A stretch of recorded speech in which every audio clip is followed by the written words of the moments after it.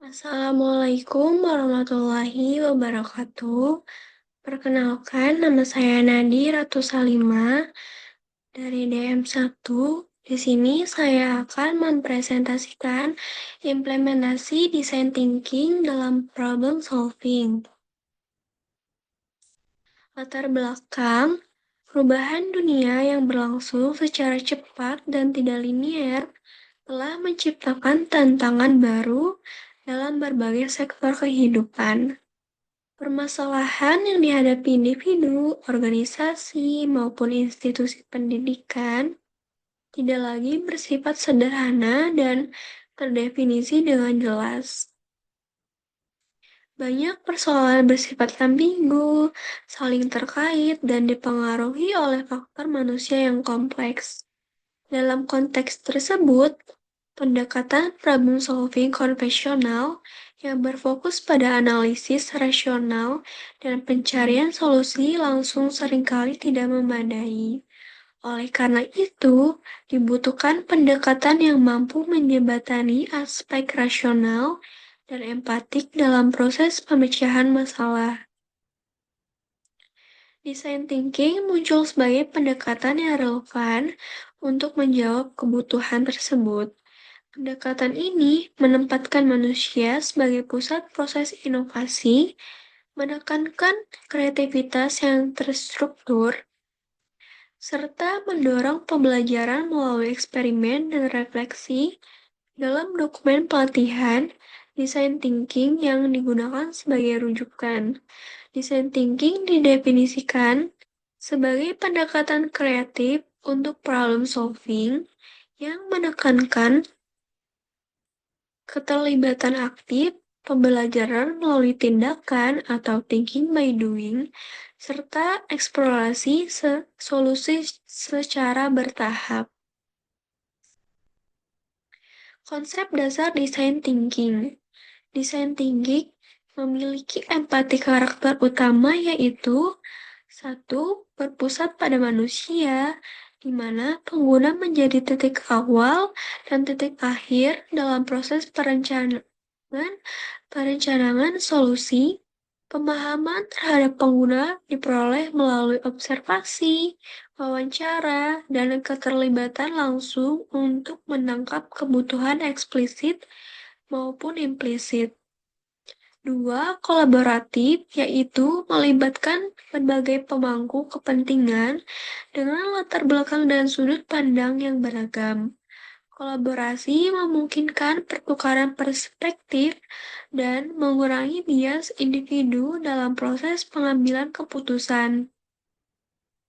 3. Optimis, yang berangkat dari keyakinan bahwa setiap permasalahan memiliki peluang untuk diselesaikan apabila diproses melalui pendekatan yang tepat. Optimisme ini menjaga proses inovasi tetap bergerak dan terbuka terhadap kemungkinan baru. 4. Eksperimental, yang menekankan pentingnya pengujian ide secara cepat melalui prototipe dan iterasi berulang. Solusi tidak langsung dianggap benar, tetapi diuji, dievaluasi, dan disempurnakan berdasarkan respon pengguna. Keempat karakter tersebut membedakan design thinking dari pendekatan problem solving konvensional yang cenderung linear dan berbasis asumsi awal. Prinsip iteratif dalam design thinking. Salah satu prinsip fundamental dalam design thinking adalah sifatnya yang iteratif dan tidak linear. Tahapan empatis, define, ideate, prototype, dan test tidak dipahami sebagai langkah-langkah yang kaku dan berurutan, melainkan sebagai siklus pembelajaran yang dapat berlangsung secara simultan dan berulang. Dalam praktiknya, umpan balik yang diperoleh pada tahap tes dapat mengarah kembali ke tahap define untuk merumuskan ulang masalah atau ke tahap ideat untuk mengeksplorasi solusi alternatif. Prinsip iteratif ini memiliki implikasi penting dalam problem solving, yaitu mengurangi risiko kegagalan pada tahap implementasi dengan melakukan pengujian sejak awal melalui prototipe sederhana. Kesalahan dapat diidentifikasi lebih cepat dan diperbaiki dengan biaya yang relatif rendah. Selain itu, iterasi juga menegaskan bahwa kegagalan pada tahap awal bukanlah kerugian, melainkan sumber pembelajaran yang berharga. Tahapan design thinking. Secara umum, tahapan design thinking meliputi 5 tahap utama, yaitu yang saling berkaitan, yaitu empatis, define, ideate, prototype, dan test. Pertama, ada empatis. Empatis merupakan tahap yang memahami pengguna secara mendalam melalui observasi, wawancara, dan pengalaman langsung. Tahap ini bertujuan menangkap kebutuhan, motivasi, serta permasalahan pengguna dan perspektif mereka sendiri. Yang kedua, ada define. Define adalah tahap merumuskan masalah secara spesifik berdasarkan hasil empati, data, dan insight yang diperoleh di sintesis untuk menghasilkan pernyataan masalah yang fokus, relevan, dan berorientasi pada pengguna. Yang ketiga ada ideat. Ideat merupakan tahap eksplorasi ide solusi secara luas tanpa pembatasan awal. Proses ini bertujuan membuka berbagai kemungkinan solusi sebelum dilakukan penyaringan dan pemilihan ide. Keempat, prototype. Prototype adalah tahap menerjemahkan ide ke dalam bentuk nyata seperti sketsa, model sederhana, atau simulasi. Prototype berfungsi sebagai alat berpikir dan alat belajar untuk menguji asumsi. Kelima, tes. Tes merupakan tahap pengujian prototipe kepada pengguna untuk memperoleh umpan balik. Hasil pengujian digunakan sebagai dasar evaluasi dan penyempurnaan solusi melalui proses iterasi. Melalui tahapan tersebut, design thinking berfungsi sebagai kerangka problem solving yang sistematis, fleksibel, dan berorientasi pada pembelajaran berkelanjutan. Elemen utama design thinking. Design thinking dibangun atas 4 elemen utama yang saling terkaitan. Yang pertama ada people-centered. Pendekatan design thinking selalu berangkat dari perspektif pengguna. Masalah dipahami berdasarkan pengalaman, kebutuhan, dan konteks pengguna, bukan dari sudut pandang pembuat solusi. Elemen ini menuntut kemampuan empati dan keterampilan mendengarkan secara aktif. Yang kedua ada highly creative. Kreativitas dalam design thinking dimaknai sebagai kemampuan untuk melihat masalah dari berbagai sudut pandang dan melampaui solusi yang sudah lazim. Kreativitas bukanlah aktivitas spontan tanpa arah, melainkan proses eksplorasi yang terstruktur. Yang ketiga ada hands-on. Design thinking menekankan tindakan nyata melalui eksperimen dan pembuatan prototipe. Pendekatan ini mendorong pembelajar untuk segera menguji ide dalam bentuk sederhana, sehingga proses belajar berlangsung secara konkret. Yang keempat ada iteratif. Proses design thinking bersifat berulang, meliputi memahami, membuat, dan mempelajari kembali. Setiap tahap dapat diulang untuk menyempurnakan solusi berdasarkan hasil pembelajaran sebelumnya. Tahapan design thinking dalam problem solving. Yang pertama ada empatis. Tahap empatis merupakan fondasi utama dalam design thinking. Empati tidak dimaknai sebagai simpati atau rasa iba, melainkan sebagai upaya sistematis untuk memahami pengalaman, kebutuhan, motivasi, serta hambatan yang dialami pengguna dalam konteks nyata. Dalam praktiknya, empatis dilakukan melalui observasi langsung terhadap perilaku pengguna, wawancara mendalam, serta keterlibatan langsung dalam aktivitas pengguna. Proses ini menuntut pelaku problem solving untuk mengesampingkan asumsi pribadi dan sudut pandang institusional. Kesalahan umum pada tahap ini adalah terlalu cepat menarik kesimpulan atau memaksakan interpretasi sebelum data empatik terkumpul secara memadai. Salah satu teknik analisis yang penting pada tahap ini adalah teknik 5 why, yaitu metode menggali akar penyebab masalah dengan mengajukan pertanyaan mengapa secara berulang. Dengan demikian, teknik ini membantu memastikan bahwa rumusan masalah tidak didasarkan pada asumsi atau persepsi awal,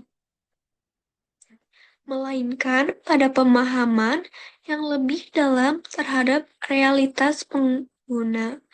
Akhirnya, tahap empatis memastikan bahwa proses problem solving berangkat dari realitas pengguna, bukan dari dugaan.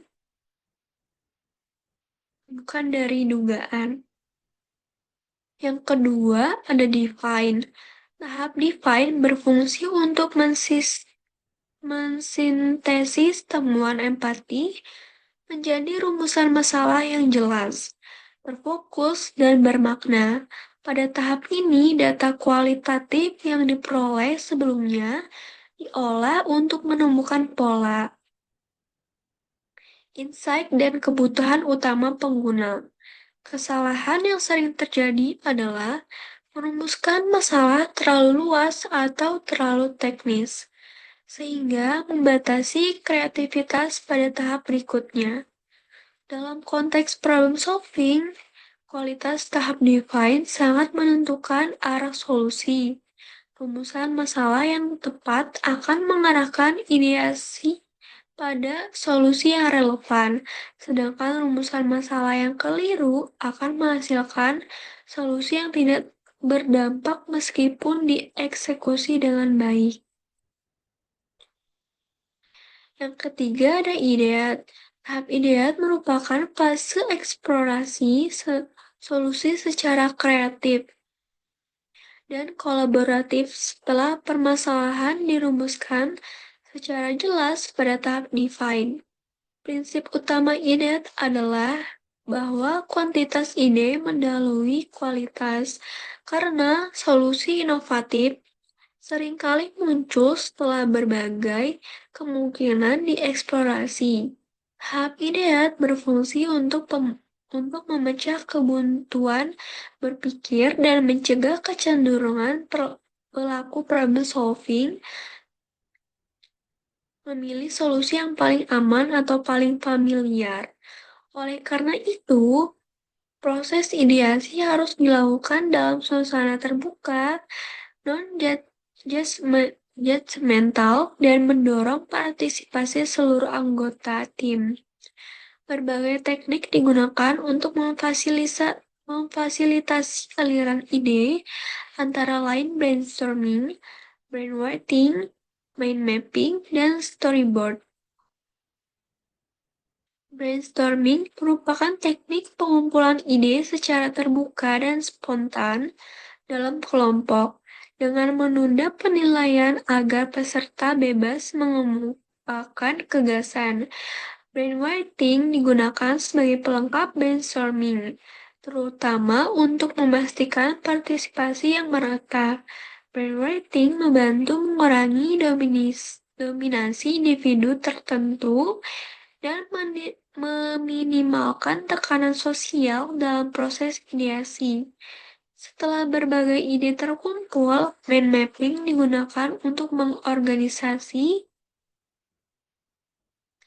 dan mengaitkan ide-ide tersebut secara visual melalui storyboard. Solusi diuji secara konseptual dari sudut pandang pengalaman pengguna sehingga pelaku problem solving dapat menilai apakah ide tersebut relevan dengan konteks nyata dan kebutuhan pengguna. Dengan demikian, tahap ideat tidak hanya menghasilkan kumpulan ide, tetapi juga membantu menyaring dan memperkaya solusi sebelum memasuki tahap prototyping. Yang keempat, ada prototype, yaitu tahap prototype merupakan proses menerjemahkan ide abstrak menjadi bentuk nyata yang dapat dilihat, disentuh, atau dialami. Prototype dapat berupa sketsa, model sederhana, simulasi peran, atau versi digital sederhana. Pendekatan low fidelity sering digunakan pada tahap awal untuk memperoleh umpan balik tanpa investasi besar. Tahap prototype membantu mengurangi resiko kegagalan karena masalah teridentifikasi lebih awal. Selain itu, interaksi pengguna dengan prototype seringkali memunculkan insight baru yang tidak terungkap pada tahap sebelumnya. Yang kelima ada tes. Tahap tes bertujuan untuk mengevaluasi solusi melalui interaksi langsung dengan pengguna. Dalam tahap ini, umpan balik pengguna menjadi sumber pembelajaran utama. Kritik kebingungan maupun penolakan pengguna dipandang sebagai informasi berharga untuk perbaikan solusi. Prinsip utama tahap tes adalah menguji solusi seolah-olah pelaku problem solving berpotensi salah. Hasil pengujian dapat mengarah pada penyempurnaan prototype, perumusan ulang masalah, atau bahkan kembali ke tahap empatis. Dengan demikian, tahap tes menegaskan bahwa design thinking merupakan proses iteratif yang berorientasi pada pembelajaran berkelanjutan. Studi kasus implementasi design thinking pada pengguna jalan tol. Studi kasus penerapan design thinking pada layanan jalan tol, khususnya dalam konteks periode mudik dan dengan tingkat kepadatan lalu lintas yang tinggi. Studi kasus ini menggambarkan bagaimana setiap tahapan design thinking diterapkan secara sistematis untuk memahami masalah pengguna dan merancang solusi yang relevan. Yang pertama ada tahap empatis. Tahap empatis dilakukan untuk memahami pengalaman nyata pengguna jalan tol. Proses empati melibatkan 200 pengguna jalan tol dengan latar belakang yang beragam melalui wawancara langsung dan wawancara melalui telepon. Hasil empati menunjukkan beberapa permasalahan utama sebagai berikut. Pertama, keterbatasan fasilitas rest area, di mana kapasitas rest area tidak mencukupi pada periode puncak. Kondisi kebersihan dan kenyamanan dinilai belum memadai, serta area parkir sering meluber hingga keluar rest area dan memicu kemacetan tambahan. Yang kedua, Kualitas pelayanan di koridor jalan tol yang dirasakan sebelum konsisten dan kurang responsif, khususnya dalam penyediaan informasi dan penanganan kondisi darurat. Tiga, kemacetan di ruas jalan tol yang disebabkan oleh kombinasi volume kendaraan yang tinggi, aktivitas keluar masuk rest area, serta pengelolaan lalu lintas yang belum optimal. Empat, antrean panjang di gerbang tol, terutama akibat proses pembayaran yang memakan waktu, kendala saldo, serta ketergantungan pada sistem pembayaran konvensional. Dua, tahap define. Pada tahap define, seluruh temuan empati disintesis untuk merumuskan inti permasalahan secara lebih terfokus. Dari berbagai persepsi pengguna, permasalahan dikerucutkan menjadi empat kategori utama, yaitu satu, masalah layanan dan fasilitas rest area. Kedua, masalah kualitas pelayanan dan penyampaian informasi. Ketiga, masalah kemacetan di ruas jalan tol. Keempat, masalah kemacetan di gerbang tol. Tahap ini memastikan bahwa masalah yang akan diselesaikan mencerminkan pengalaman pengguna secara menyeluruh, bukan sekedar asumsi pengelola. Tahap ideat berdasarkan rumusan masalah pada tahap define, dilakukan proses ideasi untuk mengembangkan berbagai alternatif solusi. Tahap ini bertujuan menghasilkan solusi yang mampu menjawab kebutuhan pengguna secara langsung. Beberapa ide utama yang dihasilkan antara lain: satu, pengembangan aplikasi layanan terpadu yang menyediakan informasi real-time mengenai kondisi jalan tol, ketersediaan dan kondisi rest area, serta layanan pendukung lainnya. Yang kedua, pengembangan sistem Electronic Toll Collection atau ETC sebagai sistem pembayaran nirsentuh untuk mengurangi waktu transaksi di gerbang tol dan memperlancar arus lalu lintas. Yang keempat, ada tahap prototype. Ide-ide yang dihasilkan kemudian diwujudkan dalam bentuk prototype sebagai representasi awal solusi. Prototype dikembangkan untuk satu, mensimulasikan alur layanan aplikasi terpadu, dua, menggambarkan mekanisme kerja sistem pembayaran ITC, yang ketiga, menguji interaksi pengguna dengan solusi yang diusulkan. Prototipe pada tahap ini bersifat awal dan digunakan sebagai alat pembelajaran dan evaluasi, bukan sebagai produk akhir. Tahap tes. Tahap tes dilakukan dengan melibatkan pengguna jalan tol secara langsung untuk menguji prototipe yang telah dikembangkan. Proses pengujian difokuskan pada yang pertama, cara pengguna berinteraksi dengan prototipe. Yang kedua, tingkat kemudahan dan kenyamanan penggunaan solusi. Yang ketiga, masukan dan kritik pengguna terhadap solusi yang diusulkan. Umpan balik yang diperoleh digunakan sebagai dasar evaluasi dan penyempurnaan solusi sebelum dikembangkan lebih lanjut. Studi kasus yang kedua ada studi kasus implementasi design thinking pada UMKM. Bab ini menyajikan studi kasus penerapan design thinking pada usaha mikro kecil dan menengah UMKM serta sektor kuliner.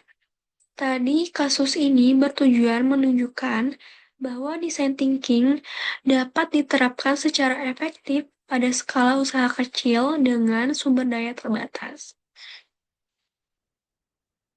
serta membantu pelaku UMKM merumuskan masalah dan solusi secara lebih tepat.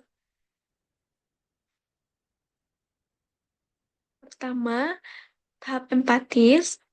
Proses empati melibatkan pemilik usaha sebagai pemangku, kepentingan internal, dan pelanggan sebagai pengguna utama. Kegiatan empati dilakukan melalui observasi langsung di lokasi usaha, wawancara singkat dengan pelanggan, serta pengamatan terhadap proses pelayanan harian. Hasil empati menunjukkan beberapa permasalahan utama sebagai berikut. Pertama, waktu tunggu pelanggan relatif lama, terutama pada jam sibuk. Kedua, informasi menu kurang jelas dan sulit dibaca, sehingga menyulitkan pelanggan dalam mengambil keputusan. Ketiga, interaksi pelayanan cenderung bersifat transaksional dan minim komunikasi. Keempat, pemilik UMKM berasumsi bahwa penurunan penjualan disebabkan oleh faktor harga dan persaingan. Kedua, tahap define. Pada tahap define, temuan empati disintesis untuk merumuskan inti permasalahan dari sudut pandang pelanggan. Hasil sintesis menunjukkan bahwa masalah utama tidak terletak pada kualitas produk atau harga, melainkan pada pengalaman pelanggan atau customer experience. Permasalahan dirumuskan sebagai berikut. Saya adalah pelanggan UMKM kuliner yang ingin memperoleh makanan secara cepat dan memahami pilihan menu dengan mudah. Namun, saya memiliki waktu tunggu yang lama dan kebingungan dalam memilih menu, sehingga pengalaman membeli menjadi kurang nyaman. Tahap define ini memastikan bahwa solusi yang dikembangkan selanjutnya berfokus pada kebutuhan nyata pelanggan, bukan pada asumsi pemilik usaha. Ketiga, tahap ideat berdasarkan perumusan masalah pada tahap define, dilakukan proses ideasi untuk mengembangkan berbagai alternatif solusi yang relevan dengan konteks UMKM.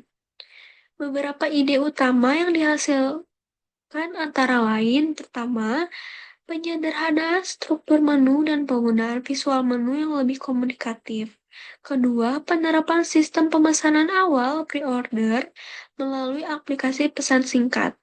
Ketiga, pengaturan ulang alur pelayanan untuk mengurangi antrean. Keempat, peningkatan kualitas interaksi personal antara penjual dan pelanggan. Tahap ideasi menekankan bahwa solusi tidak harus kompleks atau berbasis teknologi tinggi, tetapi harus sesuai dengan kebutuhan pelanggan dan kapasitas UMKM. Keempat, tahap prototype ide-ide terpilih kemudian diwujudkan dalam bentuk prototipe sederhana, low fidelity, sebagai representasi awal solusi. Prototipe yang dikembangkan meliputi yang pertama, desain ulang menu menggunakan papan cetak sederhana dengan visual yang lebih jelas. Yang kedua, simulasi alur antrean baru melalui pembagian peran pelayanan. Ketiga, uji coba sistem pemesanan melalui aplikasi WhatsApp. Prototipe dikembangkan dengan biaya minimal dan bertujuan untuk memperoleh pembelajaran cepat dari interaksi pelanggan. Tahap tes dilakukan dengan mengimplementasikan prototipe selama beberapa hari operasional.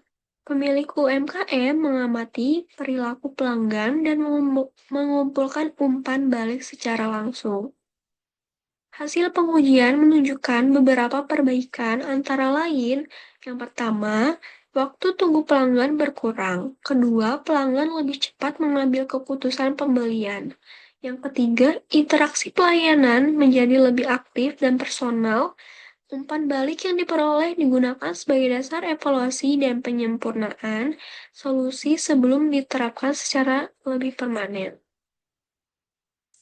Kesimpulan, design thinking merupakan pendekatan problem solving yang human-centered, kreatif, dan interaktif.